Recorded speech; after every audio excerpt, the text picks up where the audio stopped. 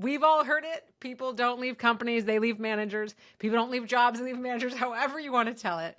We've all probably left a job because of a bad manager. So let's get right down to it. Like, what is a bad manager? What are some of the things that we're doing? Welcome to the Managing Made Simple podcast, where you get a masterclass in managing your team with ease in 15 minutes or less. I'm Leah Garvin, your host and team operations consultant. Through this show and my programs with small businesses and corporate teams, I condense a decade of experience driving team operations in some of the most influential companies in tech into strategies to save you time, money, and most of all, stress. Doesn't matter if you're a business owner who realized that running a team isn't as easy as you thought it would be, are a new manager learning the ropes, or are a seasoned manager ready to up their game. Everyone is welcome to hang out with Managing Made Simple. From conflicts to feedback to delegating and more, we leave no stone unturned when it comes to what makes us love managing, kind of hate it, and everything in between. Let's go. Welcome back to the show. We've all heard it. People don't leave companies, they leave managers. People don't leave jobs, they leave managers, however you want to tell it. We've all probably left a job because of a bad manager. So let's get right down to it. Like, what is a bad manager? What are some of the things that we're doing? And I wanted to share 3 things that maybe feel like kind of simple, but when we do them, they really alienate us from our teams. And when we do when we do the flip side, they actually forge a really strong connection with our team members. So these are 3 things. There's a million things that a bad manager does. But I wanted to share 3 that I also talk a lot about in my book, The New Manager Playbook, because when we do these things, again, we get more out of our teams, we can scale ourselves, we get our time back, all the good stuff happens, right? So what are 3 things that bad managers do? Well, first, they do instead of delegate. So bad managers, folks that really haven't figured out how to lead yet, they feel like they have to do every single thing. They never have any time because they're in every single meeting. They're spread really thin. They can't actually make time to really coach and develop their team members because they are just doing. A lot of times managers in this state come to me and say, like, I feel like I'm playing whack-a-mole, one problem after the next. I'm just running around or putting out fires, and they're stressed, they're overwhelmed. And if this is you, like, I'm not calling you a bad manager, but this is a quality that's not going to be helping you. To just do and feel like, well, there's no way out. Instead, the flipping the script of this, what a good manager does and a great manager does is they figure out how to delegate. They slow down. They look at their calendar and they think, okay, what are the meetings that I can either let go of right away, or I can train a team member to take over, or I can be less involved in, get some time back. What are the high impact tasks, right? Valuable work that I could let go of, not just a bunch of BS nobody wants to do. Okay, that's the key about delegating. We don't just hand off like the shitty stuff, right? We want to be giving stuff that's meaningful. So this delegating instead of doing, that's the flip side. That's the thing that a good manager does.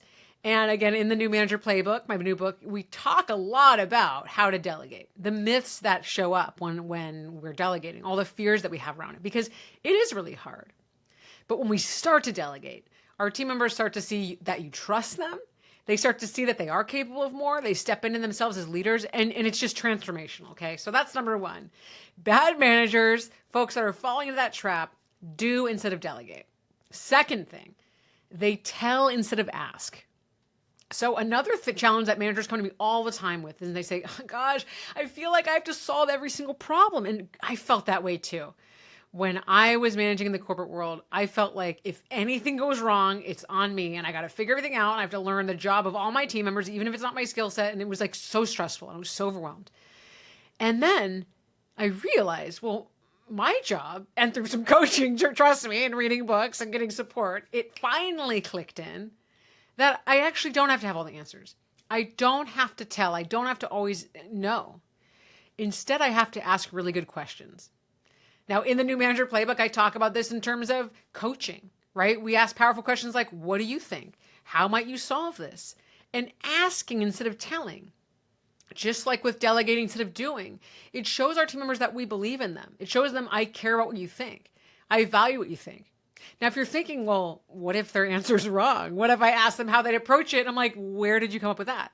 This is an opening to give feedback. So asking doesn't mean you're letting go of the reins. No, you're saying, hey, how might you solve this? And the team member says like, well, I think we should, do X, Y, Z. And you're like, mm-mm. You say, well, talk me through the reasoning. I would ask for more.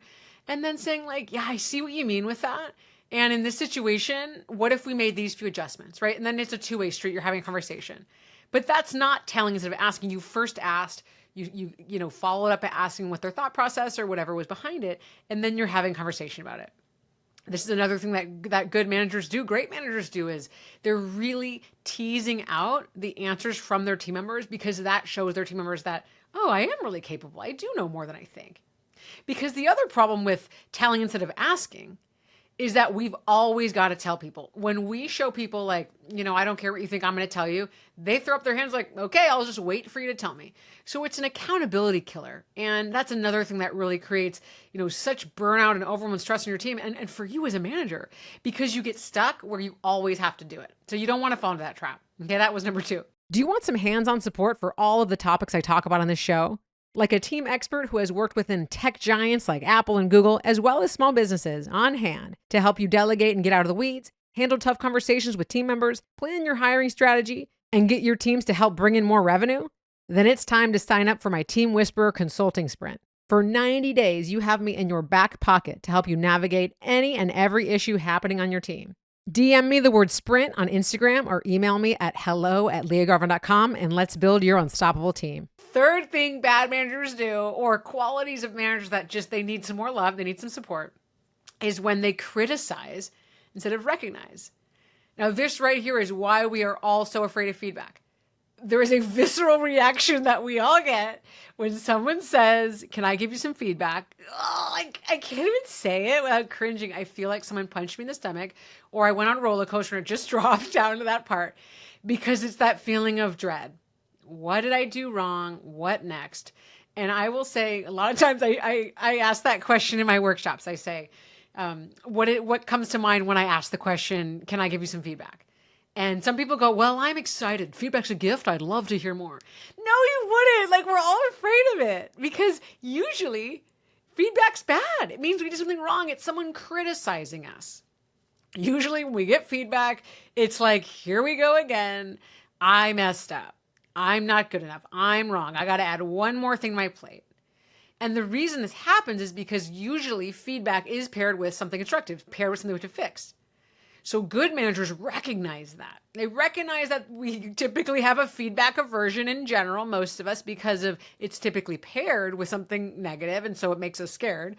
And they recognize way more than they criticize, because they understand that when we see that, it's not all bad. I'm not like screwing everything up. There are good things happening here, even when there's big issues. Okay. When we show people that, we're recognizing like, hey, like let's say a meeting goes really off the rails. You are meeting with a client or an executive in your company, and your team member was something you delegated. They're supposed to run that meeting, and the meeting starts off okay. They share the agenda, but then it gets completely derailed. There's all these side conversations, and your executive towards the end is like, or your client is like, what even is this meeting? Like, who called this? What are we talking about? Who's running this place? And they just like totally throw stuff at you. And your team member is like, oh my God, I want to quit. And you're thinking, how did they blow this so badly? You may be inclined to say, hey, this cannot happen again. It was high stakes. I gave you opportunity, boom, boom, boom, boom.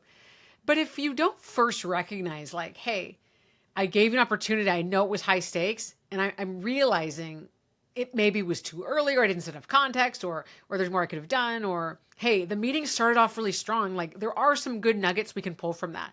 But really, you got to be more prepared, because look what happened, right? When we show someone we're either taking responsibility, we're recognizing our role in it, or we're recognizing the good parts, now they're more open to hearing that. Now that's in like a catastrophic situation.